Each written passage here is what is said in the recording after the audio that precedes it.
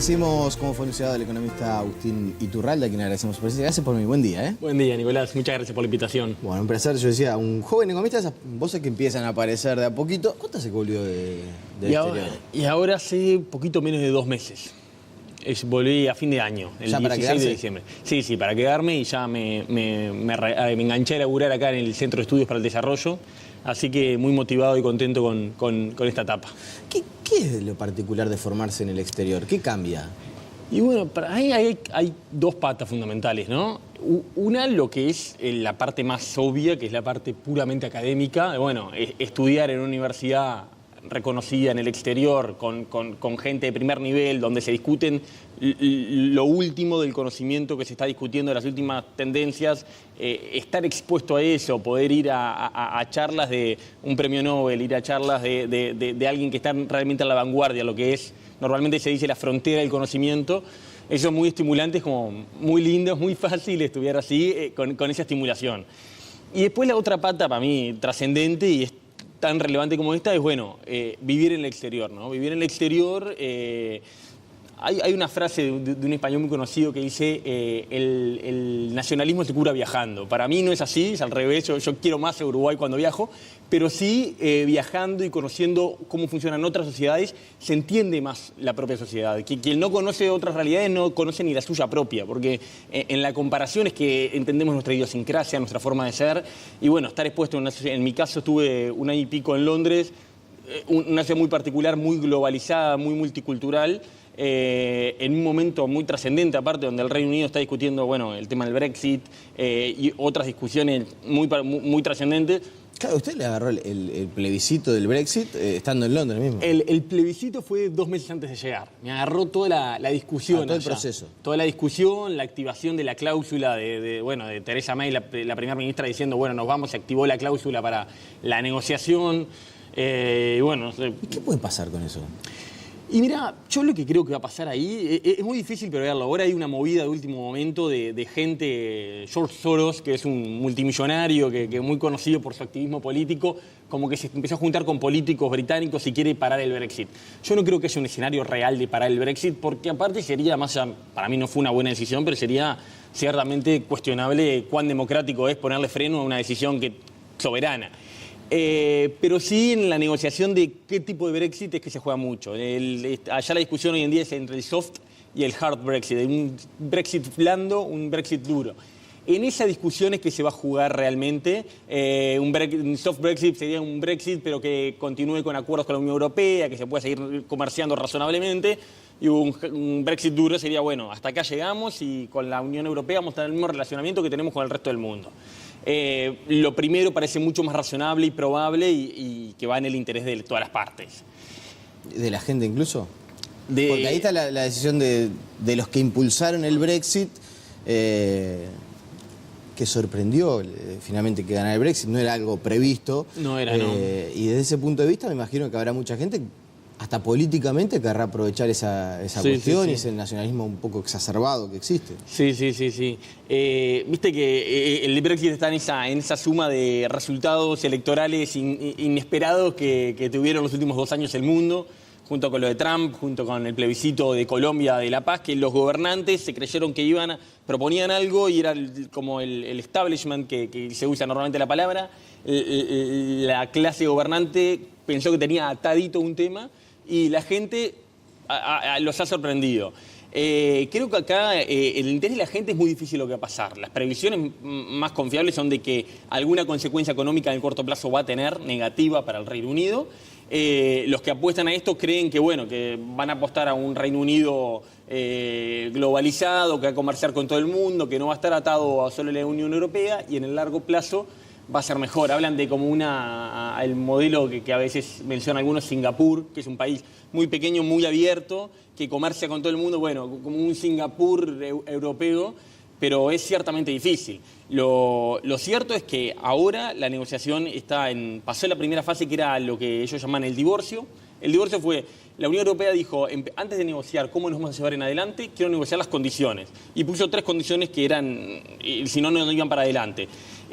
La deuda, el Reino Unido tenía que pagarle una deuda que tenía la Unión Europea. cómo iban a tratar a los europeos que viven en el Reino Unido. Hay millones y millones de europeos que viven en el Reino Unido. Bueno, garantizar el estatus y el bienestar de esos europeos. Y 3, el tema de la frontera en Irlanda. Como ustedes saben, Irlanda, la isla de Irlanda, tiene Irlanda del Norte, que pertenece al Reino Unido, y la República de Irlanda, que es un país independiente, miembro de la Unión Europea.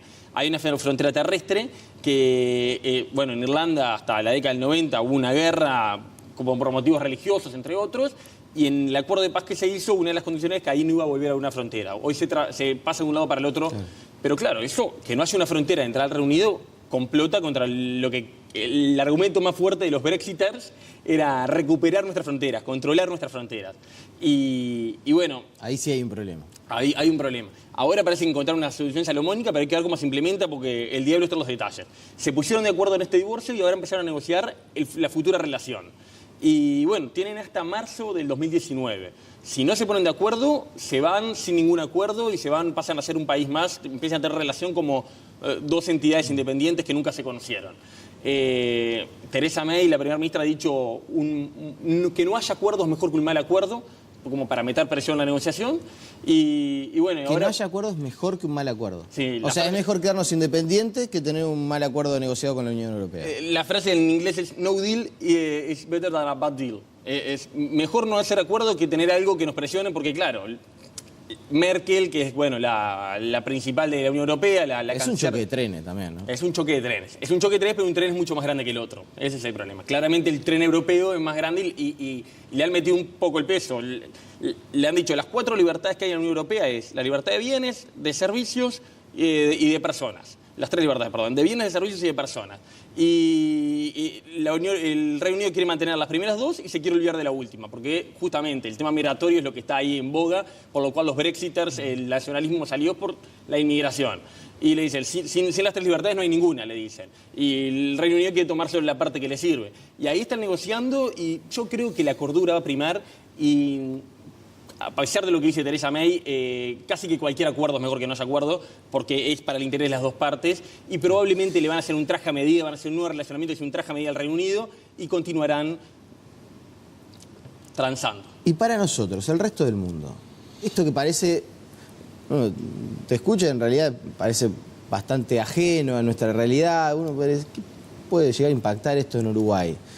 En medio de negociaciones que no terminan de fructificar con la Unión Europea, ¿qué nos puede convenir más? Es decir, el Reino Unido, independiente del bloque europeo, ¿puede ser una oportunidad para negociar vía Mercosur? ¿Puede ser una carta a mostrar el momento de, bueno, no nos acordamos con la Unión Europea, sentémonos y hagamos por lo menos una señal de acercamiento al Reino Unido a ver si eso genera algún cimbronazo de la otra parte? Y la especulación razonable es esa que tú haces, Nico. Es justamente el Reino Unido, si pierde o parte de ese mercado, su principal mercado, tanto importaciones como exportaciones, es la Unión Europea, va a tener que salir a suplir eso por el mundo. Y ahí ya ha mostrado una reunión importante entre nuestro canciller y el canciller británico, que aparte es Boris Johnson es un Brexiter reconocido, fue alcalde de Londres, fue uno de los que encabezó la campaña por el Brexit. Uno de esos que salió fortalecido después del Brexit. Sin duda. Era el candidato natural a ser el primer ministro y bueno, ahí las tramas políticas parece que no se lo permitieron o él no lo quiso, ¿no? Que no queda claro. Pero más allá de eso, la especulación más razonable es que un Brexit duro nos abriría al resto del mundo, en particular Uruguay, pero también a todo el Mercosur, una posibilidad más cierta de hacer acuerdos comerciales con el Reino Unido, que estaría más desesperado, para ponerlo en claro, de conseguir mercados que suplan lo que va a perder. Un poco la negociación con la Unión Europea es más compleja, el tema agropecuario está muy trancado por Francia, sobre todo, que es el principal protector de sus productores agropecuarios. Y, por ejemplo, el Reino Unido de la Unión Europea importa muchos bienes agrícolas. En ese sentido, podría haber nuestro interés, si queremos poner cortoplacista y frío, podría ser bueno que haya un Brexit bien duro y que tratar de hacer un acuerdo de libre comercio y meter bienes agrícolas en el Reino Unido, que es nuestro principal producto de exportación. Claro, desde ese punto de vista hay un... ¿Imaginabas que iba a ser tan difícil concretar el acuerdo Unión Europea-Mercosur? Acá muchas veces esto corre por cuenta mía. Aparte se lo he preguntado a muchos integrantes del sistema político y no sé, a mí me parece que hay cierto grado de optimismo hasta a veces desmesurado. Yo no veía de dónde, porque aparte uno repasa la prensa internacional, conversa, y yo veía que desde la Unión Europea las señales que hay no son de, como se le había dicho en algún momento, vamos a firmarlo antes de finalizar 2017, ya terminamos en 2017 y no pasó. El acuerdo ciertamente que ofrece la Unión Europea en cuanto a los cupos para la carne y para otros productos es más que modesto. Yo no sé si hasta nos serviría, dicho sea de paso. ¿Preveías estas dificultades vos que estabas allá en el Reino Unido o de alguna manera también te sorprende cómo la Unión Europea se ha puesto demasiado firme con el Mercosur? No, yo creo que lo razonable era esperar negociaciones muy duras y complejas, sobre todo por este problema histórico que es la Unión Europea tiene una posición bastante hipócrita en algunas cosas que de la boca para afuera es libre comercio, pero ha tenido políticas muy proteccionistas con algunos sectores, en particular con los agropecuarios. Es comprensible, ellos tienen un sector social, un problema, claro, ellos no lo venden en plata, lo venden un sector social que depende de eso y bueno, les trastoca su estructura económica y social y saben que es un sector donde probablemente el Mercosur es mucho más competitivo y lo van a proteger. Ahí Francia es como Merkel, es las dos cabezas de la Unión Europea siempre son Francia y Alemania. El eje franco-alemán sigue siendo como el dominante. Cada vez más fuerte Alemania en comparación a Francia, pero bueno, ahora parece que Merkel y Macron, esta Merkel 4.0 y este Macron parecería que se están entendiendo bien. Macron igual fue Macri y no fue demasiado auspicioso. No fue demasiado auspicioso y es claramente el que a pesar de que al principio hizo un poco de gárgaras, dio alguna señal clara de que va a cuidar a los suyos y va a cuidar sus votos. En todo lo que es tratado de libre comercio hay que estar muy consciente de que en los detalles se juega la vida. Una economía chica como la de Uruguay necesita insertarse internacionalmente. Es válida la discusión de cuál necesario es el comercio en economías grandes. Entonces te hace la historia de Estados Unidos, que se protegió mucho. Es verdad, China mismo, pero las economías grandes tienen otra capacidad para ser proteccionistas por una simple razón y obvia, el mercado interno. Las economías chicas, no conozco casos de economías chicas exitosas que se enriquezcan significativamente encerrándose. Entonces, en ese sentido, Uruguay tiene una agenda pendiente y muy atrasada. Para dar un salto de crecimiento más allá del que tenemos, que ciertamente, a ver, para América Latina, Uruguay es de los países que más genera riqueza per cápita, o sea, estamos bien posicionados. Ahora, para dar el salto de calidad hay que abrirse. Hay que abrirse, no es lo único, ¿no? No es lo único. El tema, en general, es que queremos buscar resoluciones únicas a problemas complejísimos. Pero sin duda que en el tema de inserción internacional tenemos un debe. Cuando uno compara la inserción internacional estamos trabajando en esto con otro uruguayo que estudia en el exterior, Nicolás Albertoni, que está especializado en comercio exterior, y el otro día discutiéndolo con él, nos comentaba, cuando uno estudia Uruguay o lo compara con Nueva Zelanda o con Australia o con mismo Chile, con países parecidos en algún sentido a nosotros, para no compararnos con Corea del Sur, que no tenemos absolutamente nada que ver. Ve que nuestras exportaciones son mucho más sin ningún tipo de beneficio comercial, a diferencia de estos tres países que nombré. Que ellos entran a países con tratados de libre comercio. Eso pone nuestras exportaciones en una vulnerabilidad mayor. Mañana cambia el precio, $2, o el tipo de cambio se retrasa, como estamos viendo, y se nos genera un problema mucho más rápidamente. Sí, el tema del pago de aranceles no es un asunto menor. Mencionaste el pasar Nueva Zelanda y tu tesis fue acerca de Nueva Zelanda, un país que, no sé si es un país espejo del Uruguay, pero que uno podría decir hasta por dónde está ubicado en el mapa, por tamaño, por dimensión, por ser también agroexportador, puede llegar a tener algún paralelismo. Y en los últimos meses, según las últimas mediciones, es el país más próspero del mundo.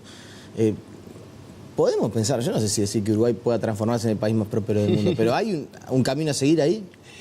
Y para mí hay aprendizaje sin duda. Yo en esto, estudiando desarrollo, trato de no buscar modelos para copiar. Cada país tiene que encontrar su modelo porque tiene condiciones particulares. Pero sin duda en Nueva Zelanda tenemos el caso de un país, lo que tú mencionaste, el tamaño, la población, la latitud en la que estamos y en consecuencia el clima. Lo que producimos, cómo nos insertamos al mundo. Nos insertamos al mundo produciendo bienes primarios y la industria alimenticia, exportamos ese tipo de cosas. Estamos lejos de los mercados centrales. Bueno, ahora hay un mercado central emergente que es China, que le queda mucho más cerca a Nueva Zelanda, pero nuestra historia es bastante parecida y de hecho hasta principios del siglo XX, a principios del siglo XX Uruguay y Nueva Zelanda, y Australia y Argentina también, estaban en el top 10 de los países más ricos del mundo. PBI per cápita, en la lista de los 10 primeros estábamos todos. Había sido lo que se llamó la primera globalización, el primer boom de los commodities, bajaron los costos de transporte por tecnologías que se iban inventando y empezamos por básicamente, pues, nuestra riqueza estaba en el campo, la ganadería, y nos metimos en ese tren. Después, durante el siglo XX, divergimos significativamente. Australia y Nueva Zelanda siguieron estando en la lista de arriba también, decayeron un poco, pero siguieron estando como países de ingresos muy altos, y Uruguay y Argentina conocemos más la historia. Y sin duda hay aprendizajes para tomar. No quiere decir que hay que copiar todo, pero que hay aprendizajes ahí para buscar, no hay duda. Nos quedan un par de minutos, pero ¿qué 2 o 3 medidas se pueden emular de lo que ha hecho Nueva Zelanda? Que empezó por una reforma del Estado. Esa sí que fue la madre de toda la reforma. Es así, y acá la citamos mucho, pero en todo el mundo se habla de la reforma del Estado. Mira, en corto, cuando vos mirás Uruguay y Nueva Zelanda durante el siglo XX, ves que es muy parecido lo que nos tocó de afuera. Incluso a fin del siglo XIX ellos tuvieron algo parecido a nuestro vallismo, un gobierno del Partido Liberal que hizo algunas reformas, después tuvimos la incidencia de las guerras y los boom de los commodities y baja de los commodities, un ajuste estructural en los 80 y en los 90, tuvimos cosas parecidas. Ellos siempre salen mejor parados de todo, porque tenían siempre una calidad institucional mucho más fuerte. Eso tiene razones históricas en que su independencia fue mucho menos traumática, firmaron un papelito y básicamente siguieron haciendo las mismas cosas, incluso llevándose bien con el Reino Unido, y nosotros tuvimos todo el siglo XIX consolidándonos. Pero por lo pronto, eso se refleja, por ejemplo, que ellos no tuvieron dictaduras, ellos tuvieron... La calidad institucional, hay...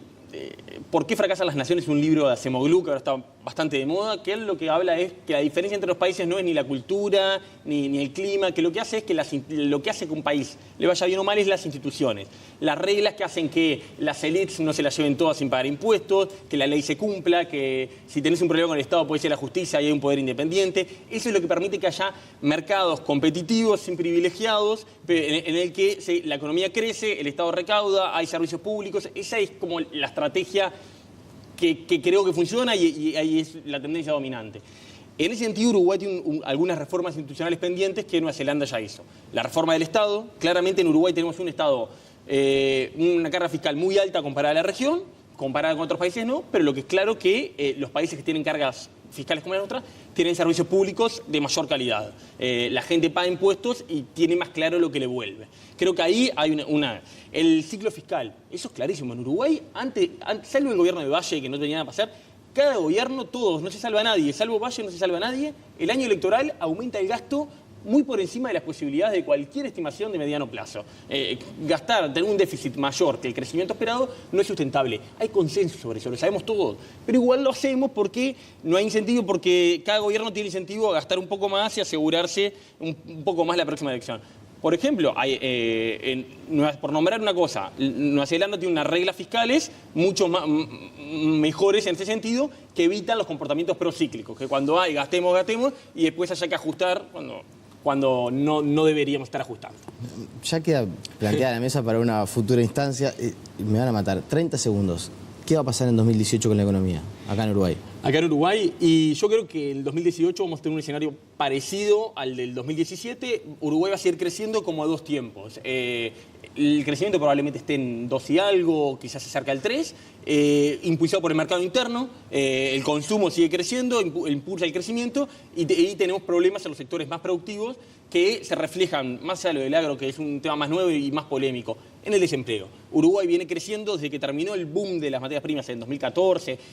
La línea la podemos discutir, pero Uruguay viene creciendo, sigue creciendo, destruyendo empleo. Eso es un hecho que lo vimos en los últimos 2 años y nosotros creemos que va a ser la tendencia en 2018. O sea que ahí va a haber un problema. Bueno, vamos a volver a invitar. Muchas gracias, Nicolás. Seguiremos conversando y profundizando sobre estos asuntos. Muchas gracias, un gusto. La pausa y seguimos con más noticias.